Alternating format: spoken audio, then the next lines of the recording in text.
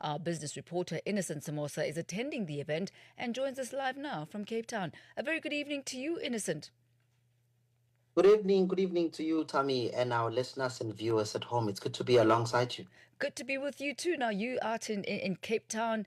So, as a build up, what is it, Innocent, that appears to be dominant as far as messaging is concerned, the type of messaging that's coming from this year's Africa Energy Forum? Tell you what, Tammy, I'm quite excited about this kind of summit because, or should I say forum, because it does speak to a lot of challenges that are facing a lot of African nations, and it has been a hurdle, long-standing issue for quite some time. But as a build-up, as you rightly ask, the coverage.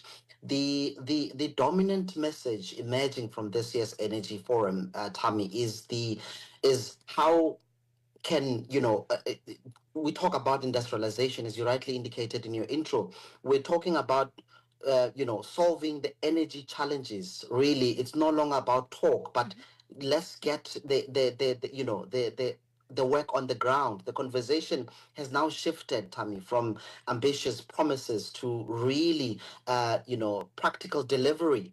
Leaders, investors, and policymakers, I would imagine that they'll be focusing on how to build reliable, affordable, diversified electricity systems, or should I say, energy systems that can really, power factories, power mines. Mines use a lot of energy. Refineries, data centers, manufacturing industries across the continent. But another strong theme, Tammy, I think it's important to tell our viewers that Africa's energy future will not really is not built on a single source of power, so to speak.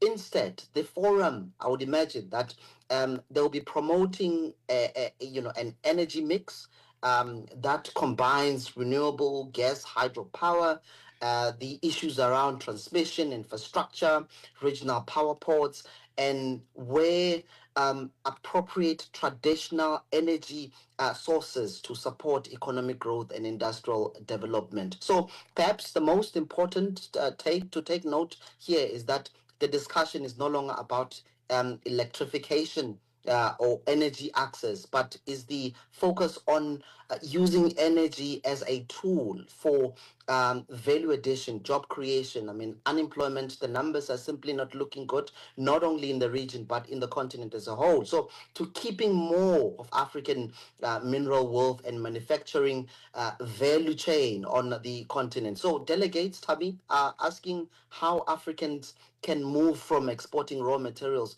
to producing finished products and becoming a stronger player in a global supply chain. So a lot is expected, Tammy, I must say.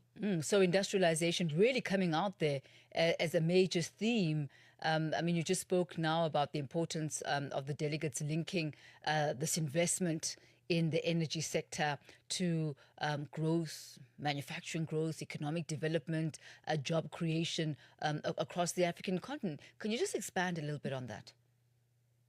I mean, industrialization is at the heart of discussions here. I mean, I would imagine. I mean, I'm just preempting here, but it's at the heart. It's been at the heart of these kinds of discussions because energy is increasingly being viewed as an economic protector, or should I say, an enabler, economic enabler, rather than just a utility, Tammy. So, over the past years, looking at the previous forums, delegates have been really stressing that without reliable and affordable electricity, it becomes pretty much difficult for African countries to really expand manufacturing processes, their own minerals, also, grow industrial parks and attract large scale investment, for lack of a better term. So what is expected to emerge from the conversations here is that energy projects are being assessed not only on how many megawatts they can produce, but also the issues around how many jobs they can create, how they can support local industries, and how they can really stimulate broader economic growth.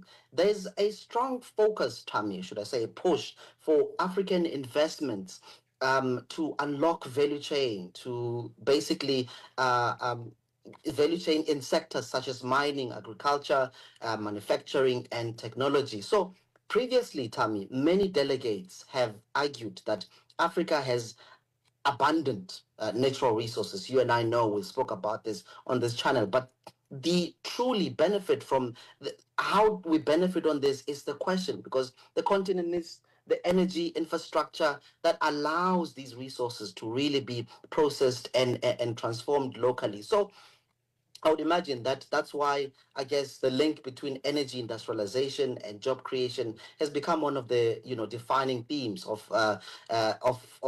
this year's Africa Energy Forum. So I would imagine that the delegates here, they want action on the ground, and there's that conundrum, Tammy, of policy and implementation where there's lack of coordination between these two. But I guess as these leaders come here to speak, they would sort of come up with solutions to better the sector to benefit the African continent. And we certainly will be keeping abreast of the developments on the ground, with you being our hawk's eye on the ground, Innocent. Thank you so much for that reportage of the Africa Energy Forum 2026. There are investors, governments, as well as energy companies all represented at the forum. And Innocent Semosa will keep us abreast on developments and issues of continuity, really.